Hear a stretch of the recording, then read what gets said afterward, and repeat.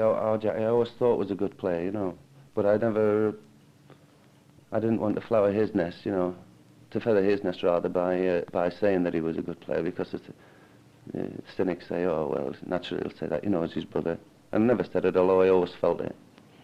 I thought he carried Leeds for a good few years before before they became the team that they are now. I don't particularly like playing against him. I always feel that sometimes he's going to run past me and leave me sat on my backside, and I'm going to look a right fool. And the ambition is to catch him once. You know, to give him a start and catch him. I don't think I could, but I would like to try. Bobby and Jackie Charlton were born in Ashington, one of those remarkable mining villages in the northeast, where if you want a good footballer, you simply whistle down the pit and up comes an international. Bobby and Jackie Charlton were born to be footballers. Their mothers are Milburn, a family which has provided through the years enough good footballers to make a First Division side. When you go to school, your dad walked in the mine where it was an understood thing that you followed him. You followed straight in after him as soon as ever you left school. I remember the night that I left school at 14 years of age. On a Friday night, the teacher says, well, you're finished with Robbie. They called me Robbie then, them days, and I went out in North Seaton College. That's the one that's done, like now. And got started. He says, you can start tomorrow, which was Saturday morning, and I've even got a day off. That's the way things went then. Life in Ashington was just about the same as it is now, you know. There was lads coming on, you know, as footballers as our brothers, and one thing or another, they were famous lads in their day.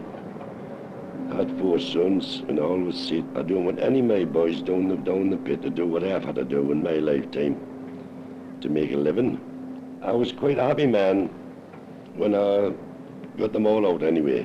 I got Tom and Gordon trained as engineers, and cost a lot of money for me, you know, to do it. Bobby and Jackie got themselves out as footballers like.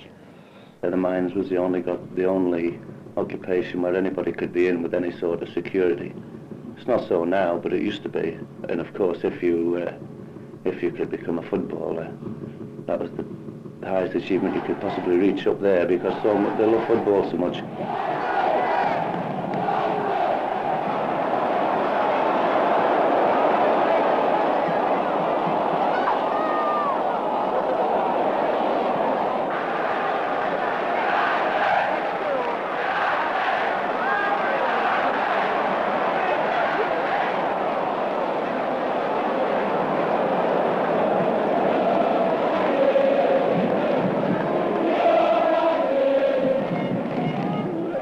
With me, it was a case of there was going to be nothing else but football.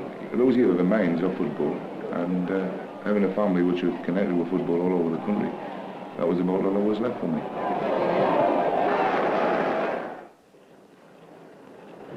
But you can always tell a miner by just looking at his hands.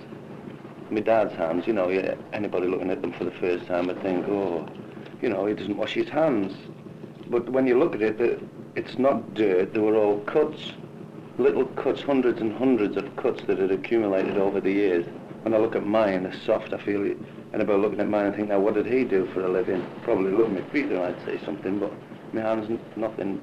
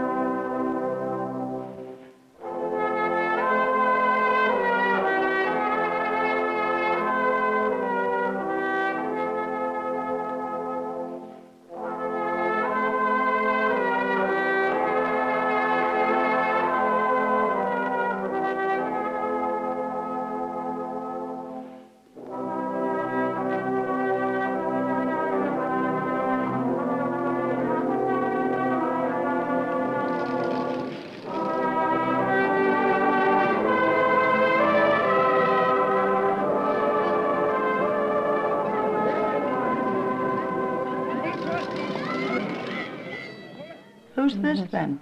That's me. grandfather. That's Jack my Milburn. great-grandfather It's and your your grand- grandfather. Yes, that's an old picture. Nice to look back on, weren't they? Who's this? That's their horses. Football team. Oh, this is Grandfather. my grandfather Milburn. Uh-huh. Oh, yes. He used to do a 12-hour shift at the pit, then come out and play straight away and play football on a Saturday afternoon. And he was so strong, he was nicknamed as the old horse.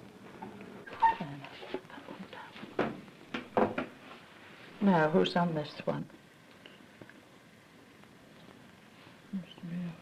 My dad. I think that's him. He was the goalkeeper, my dad, wasn't he? Goalkeeper. When my mother was in bed having our Jack, they brought him in with 3 broken ribs playing goalkeeper, and my mother was in bed as well. 1921 to 22. This Tykes used to be on, and well, soup kitchens used to be on, where we were trying to make a few coppers for the soup kitchens. So I went and played football in the field. So I was supposed to be centre forward. This is my brother Jack Milburn, and this is George, that played both together for Leeds United. Oh, well, this is recognisable. Frank Swift. Oh, Billy Wright, Tom Finney, Stanley Matthews, Jackie Milburn, of course. Takes you back looking at him like this. He was very young here. The idol of Newcastle, of course.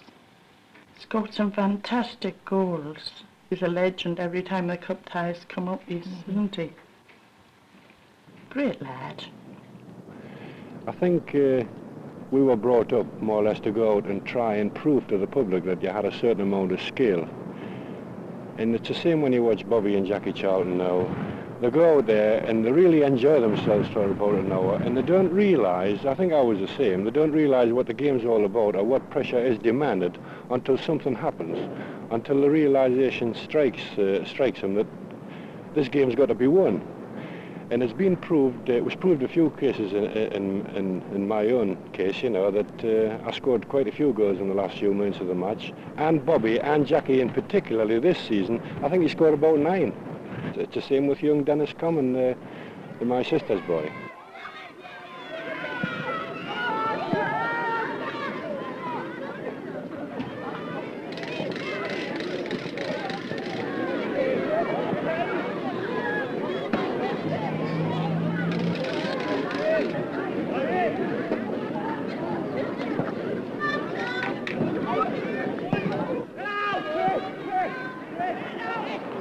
Oh, there's no doubt.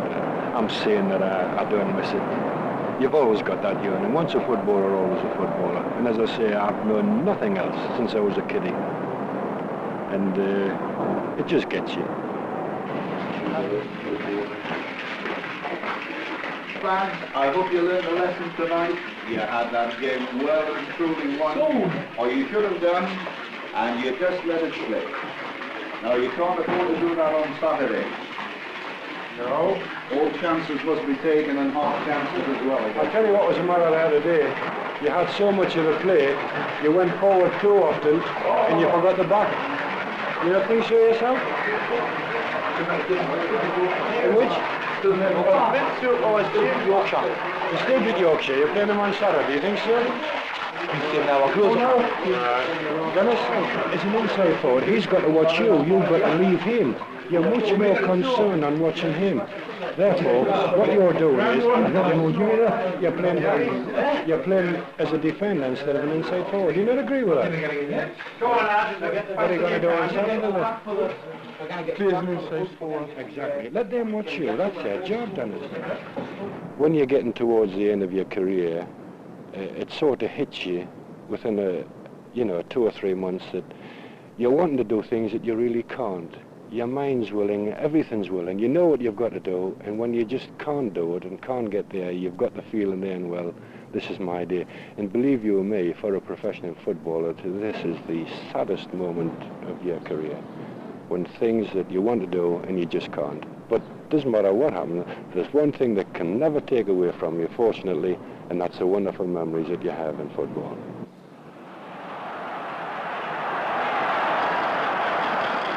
And now England are away. From a slide rule Finney pass, Jack Milburn makes it 2-0.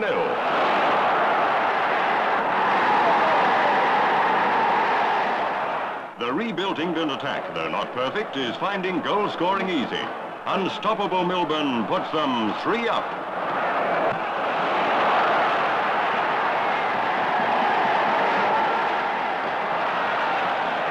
The only man who builds up his reputation is Jackie Milburn. From a Finney cross, the Newcastle man heads home number 4.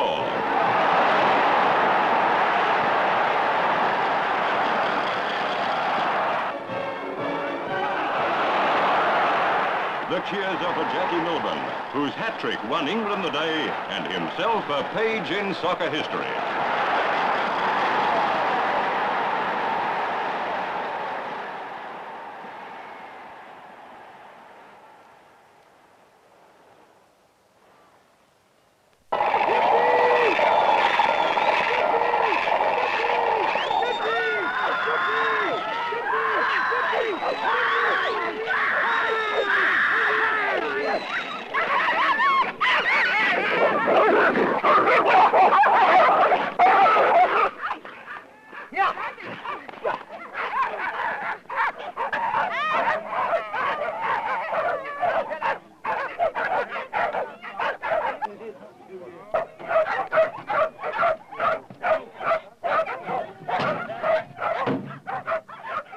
As a young fella, I was keen on boxing and one thing and another, and pigeon fancier and keeping poultry. And yes, I used to keep whippets one time.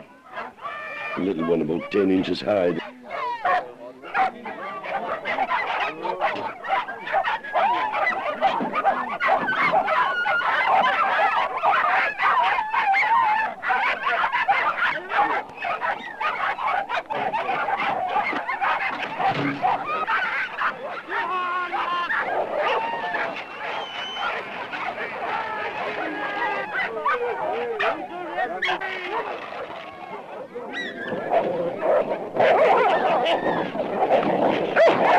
So I used to go and take Bobby to Rodbury, see him playing down in East Northumberland, and Jack up to Berwick, see them play there when they were young. And Bobby seemed to always stand out to me.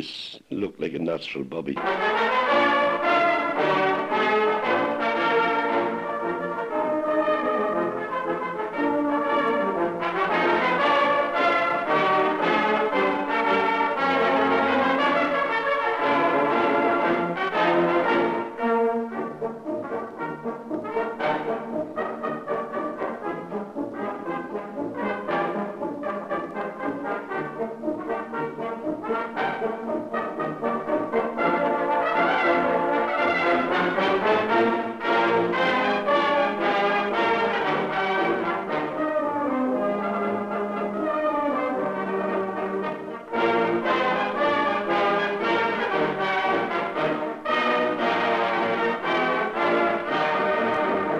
I was very fortunate actually, because I started, you could say I started at the top because I came to a fashionable club, Manchester United, you know. I did quite well. At 20, he was a member of Manchester United's most famous team, the Busby Babes. They went to Belgrade in the European Cup, and on their way back, they stopped at Munich. I had an uneasy feeling all morning, but I always worried when they were flying. And this special Thursday morning, I went over to a neighbour across the road, and I don't usually go into anybody's house, but I had to go into this neighbour's house, and I said I was worried, I wish they were home. And I came home, and then about tea time it was when Ted Coburn, who has the post office up there, he came around, and he was as white as a ghost, and I just said to him, "It's Bobby, isn't it, in the plane?" And he said, "Yes, I'm afraid so."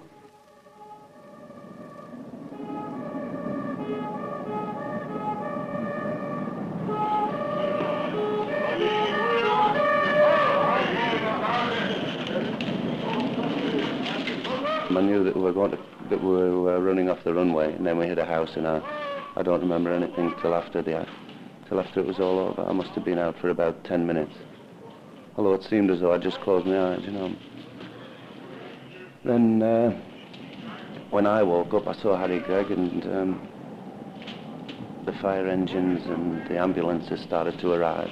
So it must have happened I must have been out about 10 minutes. I consider myself most fortunate, you know, because not only was I alive, but I had no serious injury or anything. When you think of the accident itself, how many were killed? Tremendous blow, tragic in every possible way. Team, there were only a lot of boys, and they had won the championship 2 years in a run. The world, I think, was in front of them. There's no knowing the heights they could have went to. This, unfortunately, was curtailed with this tremendous disaster.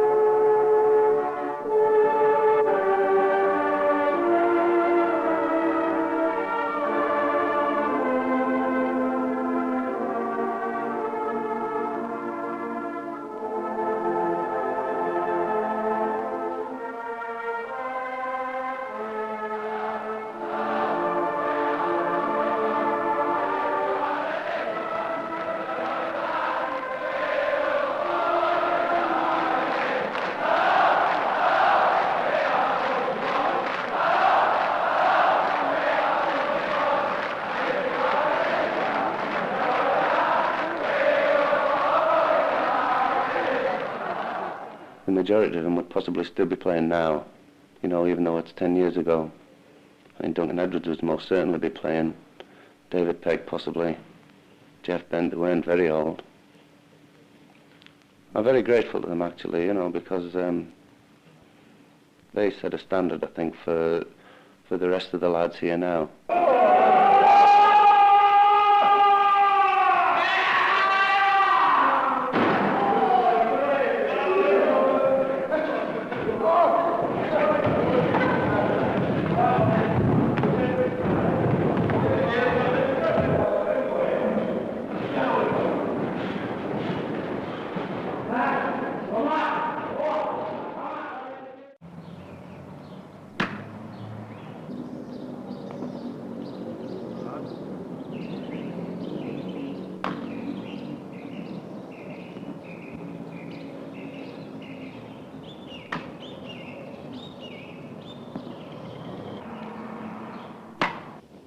I think I would lose everything really if I had to stop playing football before the time.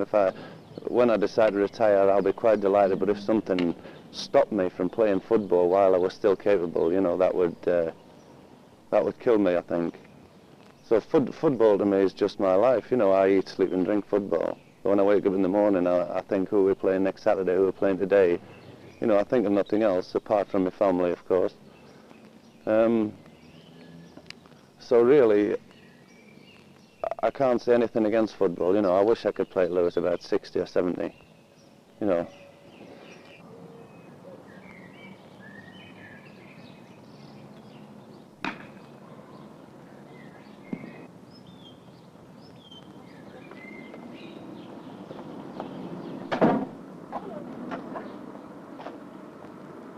When you do earn some money, you know, you get to appreciate it because you realise that you've not always had it. You know, I appreciate money now, you know, and I look after it I enjoy myself, I look after it, but I think it all came from that basic point that it was so hard to come by then. The first few years that I could remember, it really was the yardstick for all that was to come afterwards.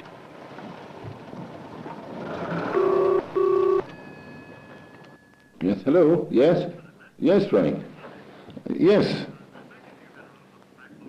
You just see those desks. You know what it's all about, Frank. Yeah, yes. Well, Mad Busby, when I first came down, was everything with Manchester United. Everything revolved around Mad Busby. I thought, anyway. But the first year or two, I probably spoke to him only half a dozen times. He was the overriding body at Old Trafford, but there was Jimmy Murphy and Bert Wally who had me most of the time. And I really used to think then, well, Mad Busby's getting a lot of recognition for the work done by Jimmy Murphy and Bert Wally, etc., you know. And it's not until you get a bit more experience that you appreciate that really they were only passing on what he'd already said, you know. It was quite an occasion. Could have played at Old Trafford the first one, and we decided to go there. And of course, we didn't do so very well there either.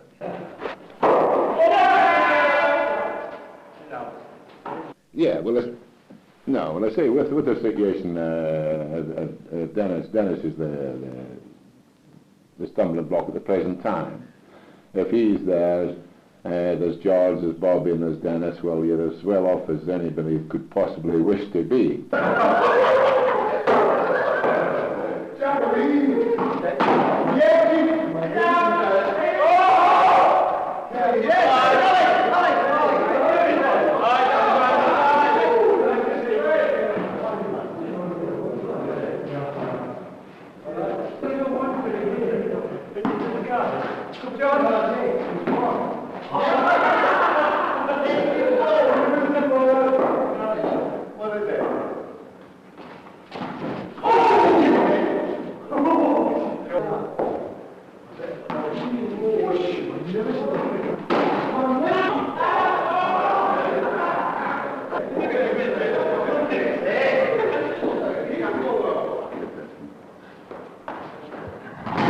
Who do you support? Manchester United. Why? Of course, they're the best.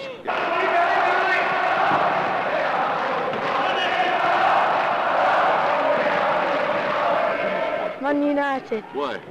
Because they're great. Because they're great.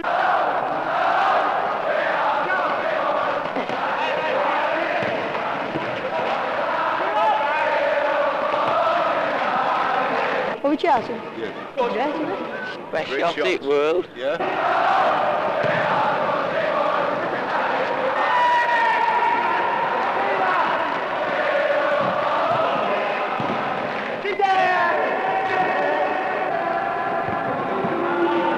Who's your favourite player? Dennis Law. Georgie best. Yeah? He's best dribbler.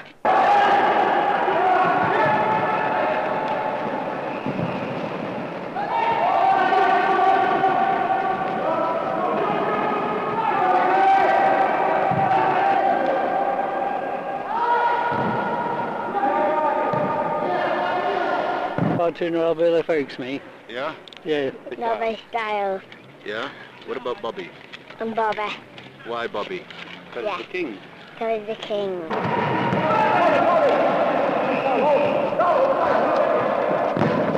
What did you think of the Munich team? It was a great team. The team that this team would have never got a reserve place.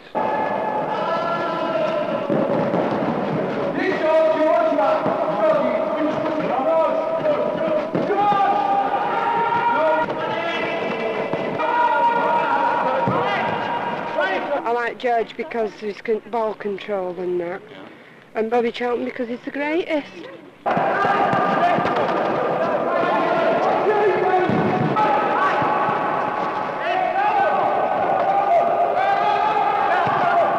Oh, United the greatest. The best team. And they're going to win the league and the European Cup. Yeah? Yeah. That's the greatest.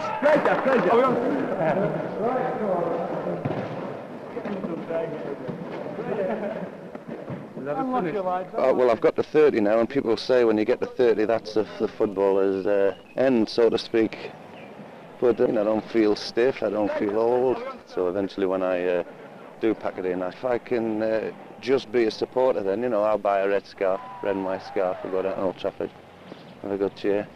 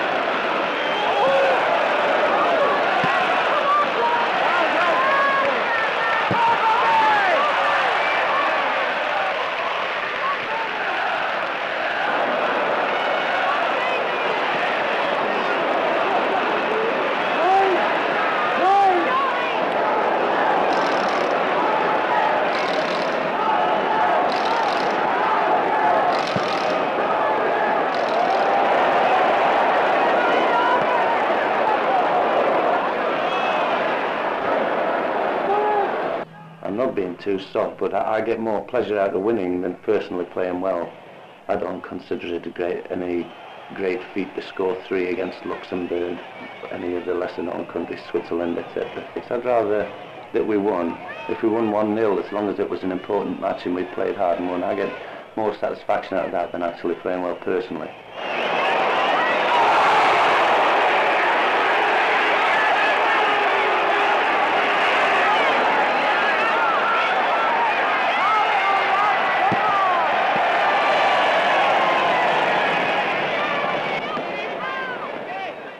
All the time I'm trying to think, well, am I in the right place here? Am I far enough up? Am I far enough back? The man that I'm supposed to be watching, am I near enough to him in case he gets the ball? That sort of thing.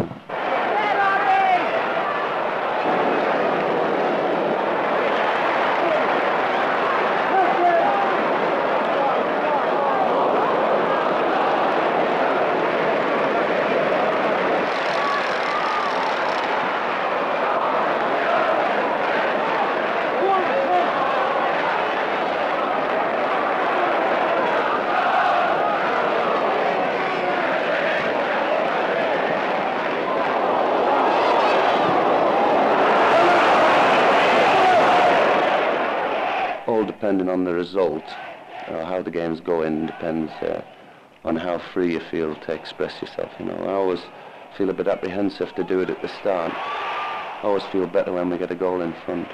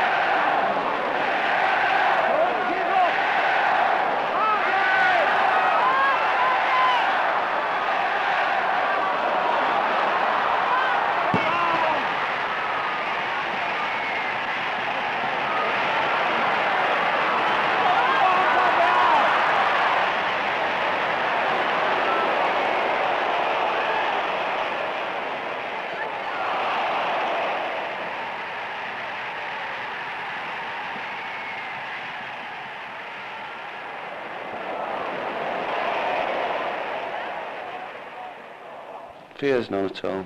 Not about getting hurt or anything like that, because I don't play that type of game. Possibly a little fear, you know, about being injured, knowing that you're playing a match every 3 or 4 days. Once we got up front, once we got into a 2-goal lead, although you want to play well for the spectators and everybody like that, you don't want to do anything that's going to injure your chances of playing next time.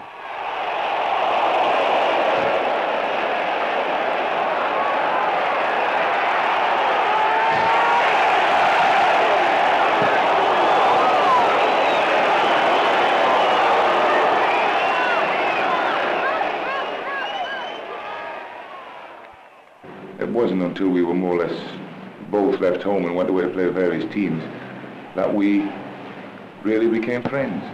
I didn't have a lot to do with him. He had his friends, I had my friends. I didn't get along with him very well at that time, mainly because I was the older brother, and I got lumbered with him all the time. He was a good bit older than me, although it appears that we're the same age now. Then he was 2.5, 3 years older than I was. He just didn't mix with me at all. We went to different schools all the time. We didn't spend a lot of time. We spent a lot of time together out of school and that, but we played football occasionally for the same side. If I was going anywhere, I wanted to go bird nesting or fishing, and Mother used to say, "Take our kid with you," and I used to take him with me. And it was a bit galling at the time, because he wasn't interested in the sort of things I was interested in. But I used to like all sorts of things: fishing, birds nesting, just spend days away from home. Have you seen a woodpigeon today? Just them two. Just them two, they're too far away to get a shot at. Come on, Whiskey, see what you can sort out. It was them best.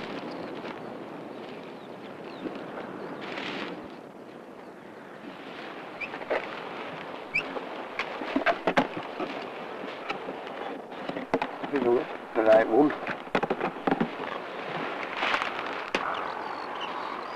Stick him in and we'll see what happens. We'll see. Come here, come here. Yeah. Come in. Get him up.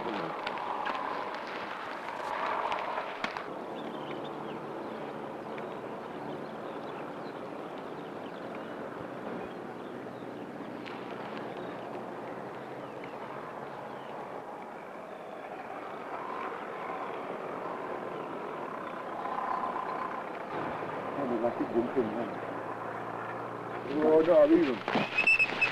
Just look at it.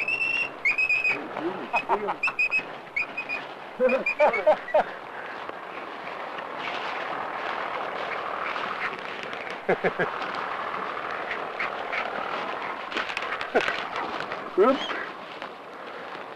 Up. Come here, Whiskey. Look at him. Bloody hell. Poor little baby. Come on, beauty. Come on, beauty. Right, we're sticking in the hole. There he goes. You want to like a butter of hell, is it? Fair fly down there. Shut down, didn't he? Get back in.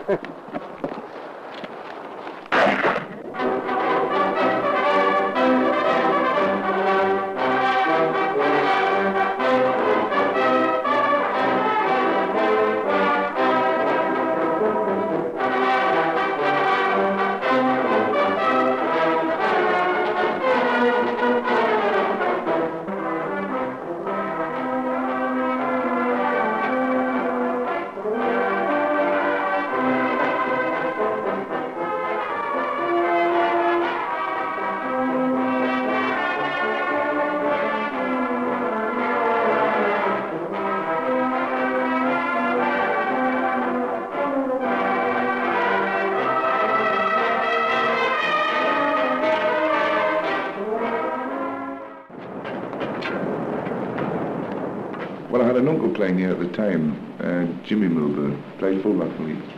And he wanted me to come down when I was 15, but I wasn't too keen on leaving home at that time.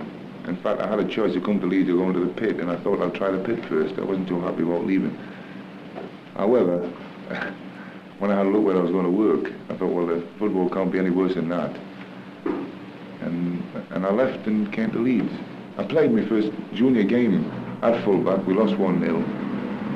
But I stayed on at Leeds then, went home, packed my bags properly, because I only came for the weekend then.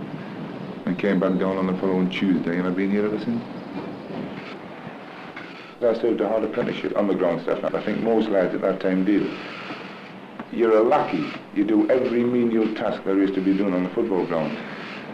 Like cutting grass and cleaning out toilets and washing down walls and all these sort of things. Cleaning boots, piles and piles of boots, and changing studs, and cleaning dressing rooms out and sweeping terracing.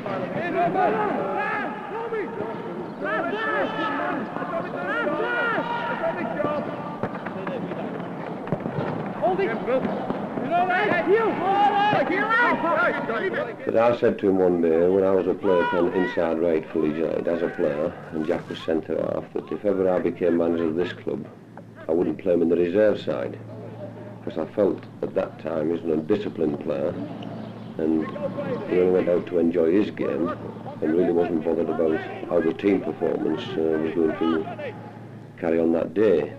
I remember once at Aberdeen, no, we played Wraith Rovers. We played Wraith Rovers in a friendly game, and Jack was on one of these days where he, you know, was casual, lethargic, and couldn't care less. He had appeared to have no interest in. Jack Taylor was the manager, and Jack had a word with him at half-time. His immediate reaction to this was to pull this jersey off, throw it on the floor, and say, "Right, get yourself a fresh boy." this was his attitude, you know. When I took over as team manager, I had a long chat with Jack because I felt he had great potential at that time. That was 7 years ago.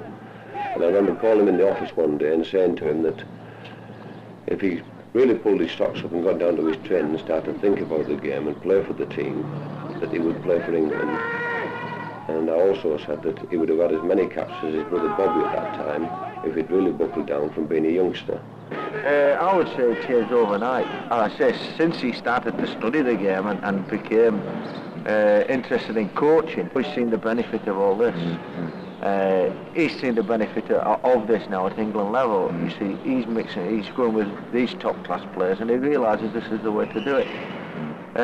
Now he's starting to think about the game. He's becoming responsible to himself and responsible to other people. When you go out there, we've got a lot of noise over on the road, we've got a lot of noise over on the top. Now, the kids all want to hear what you're coaching, and I want to hear more than anybody because I'm the one who's going to give you a mark. Okay?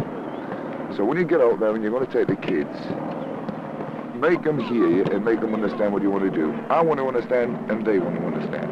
Okay? Will you go in that goal over there, please? Now, you three lads are defenders, right? Yeah. Now I'll have you three. Will you just stand out a moment, please? No, not you. Right? And watch. Okay, one ball. Now I want you to take up your normal positions as you would. This is a game situation, lads, so get right into it. You just bring the ball up. Come on. This is called an axis defence, right? Now, you've got depth here, you see. You see this? You're covering him, and he's covering you, okay? And you're covering all the space in between these men and yourselves, okay? Right, let's see you play this. That's it, well played. Okay, that's far enough, lads. How many did I put in? Two. Now what happens? We're off.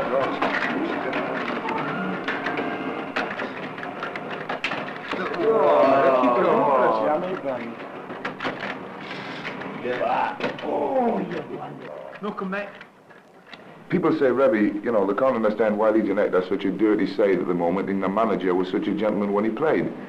Revy was never a coward. He knows what's required in order to get results. And he won't stand for any of us chickening out. I don't think he ever chickened out. We're as hard as we can be, and yet stay inside the letter of the regulation. It's not particularly our fault at all the time. We're not really a hard side, only with a few young lads on the side and they get involved in things which they shouldn't. I've been involved in things myself. Blow-ups by us can be exactly the same as blow-ups which happen all over the world of football on a Saturday. But because it's us, and because the FA published figures that we were the dirtiest team in the league about 4 or 5 years ago, this is stuck with us like glue. And unless we go now 6 or 7 seasons without any of these blow-ups, we're never going to live this tag down. Shit! Right then, go to your LSD, mate. Go to that. Yeah. That's good.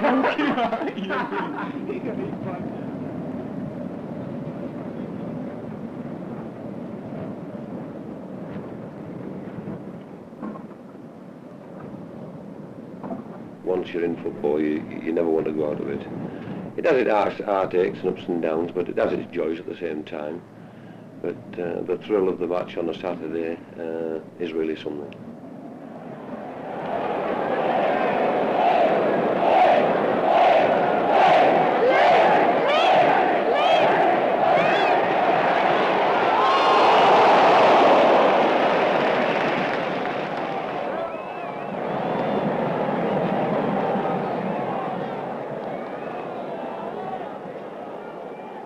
Me, I don't like the ball very much. If I can avoid having it, I will do.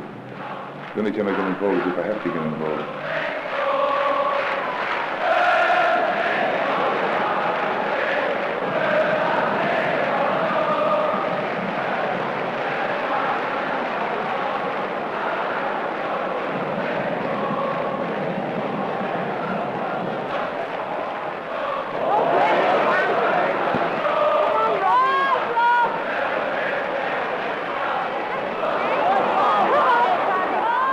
they think a lot about tactics on the field, and we're all instructed at Leeds, especially now, to feel your way in the first 10 minutes and then to make up your mind what's going to happen depending on what the other team are going to play.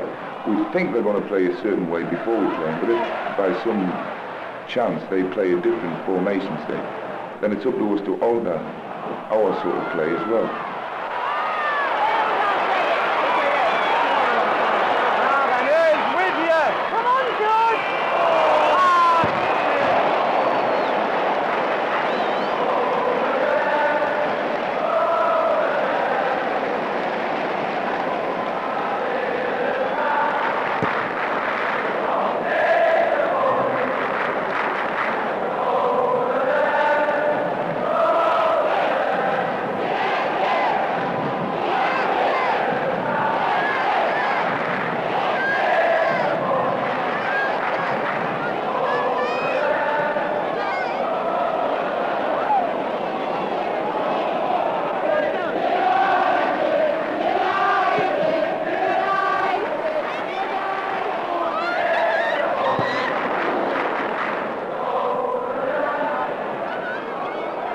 If the ball's there and I get kicked, all right, it's just a hazard of the game. But if the ball isn't there and somebody kicks me, I will retaliate. That's what I've been done for. This idea of people spitting on you, I won't stand for that either. But I'll retaliate and take the punishment as long as I can belt him for doing a thing like that.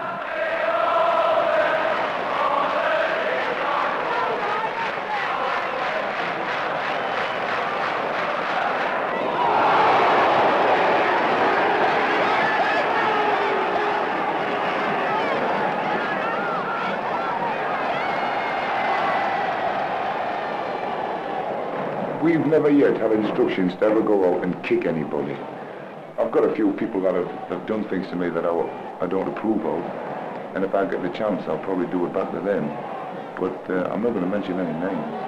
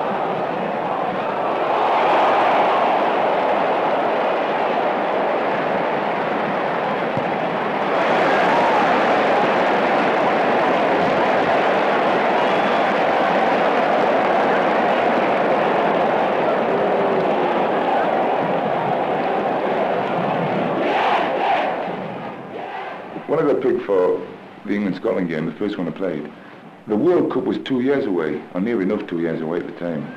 And to look forward and say, I'll be playing in the England World Cup team in a year, and then, you know, I thought, well, I've got a cap, which is as much as you can expect at my age. You know, I was 28, nearly 29 at the time. I never dreamt that I would still be there in the World Cup.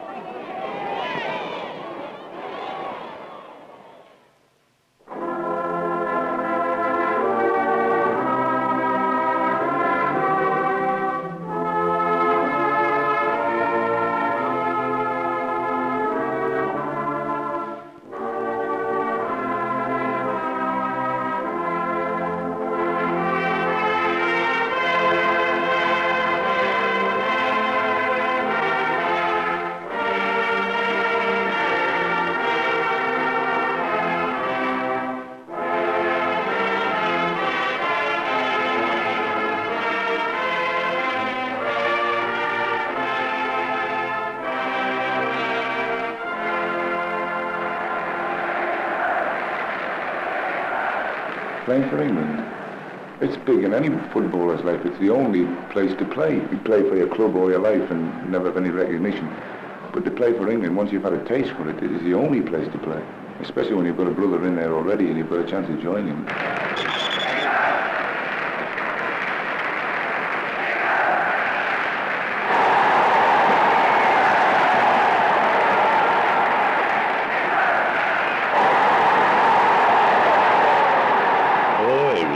down the pit and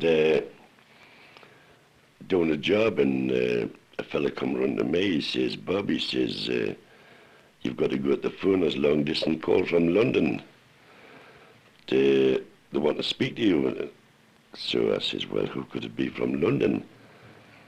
So I went anyway and got on the phone, and I think it was David Coleman.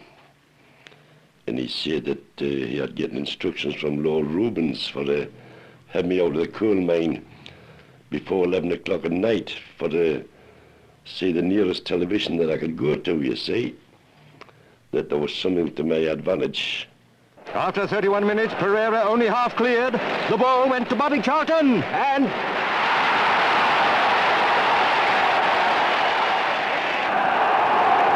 Jeff Hurst in possession. Across to Bobby Charlton. Another great goal.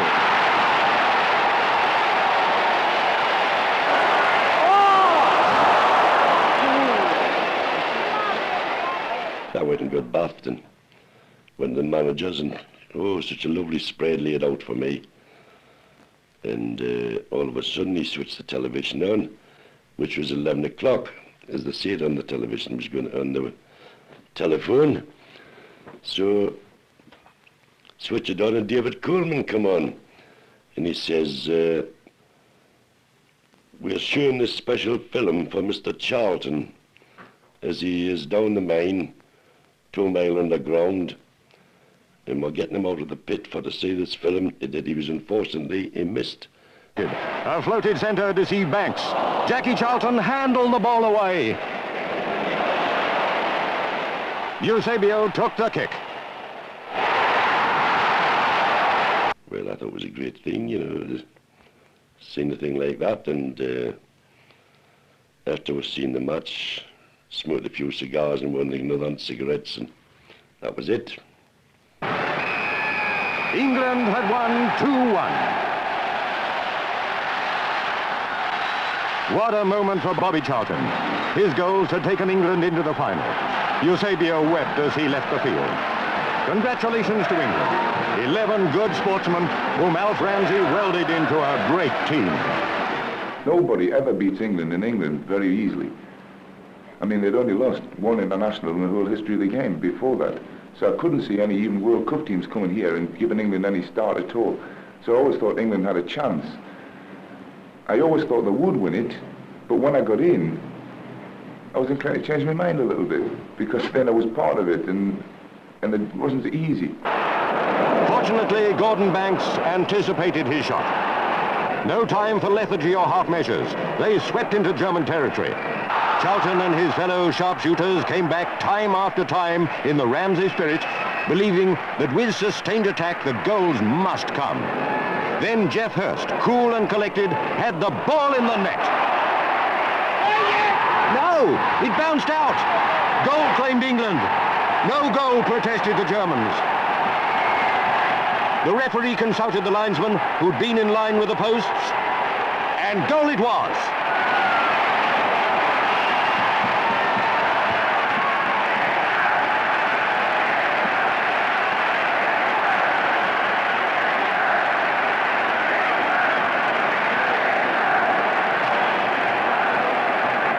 When there was only a minute to go, racing to beat the whistle, Jeff Hurst saw an opening in the defence and achieved the hat-trick.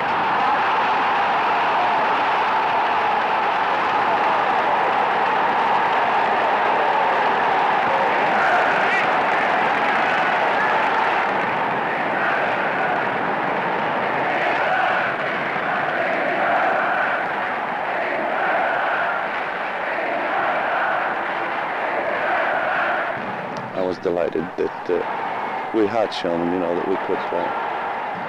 And for the crowd too, you know, because England hasn't had much to cheer about lately, you know, as far as sport goes, you know, so I was pleased that we were the ones to do it.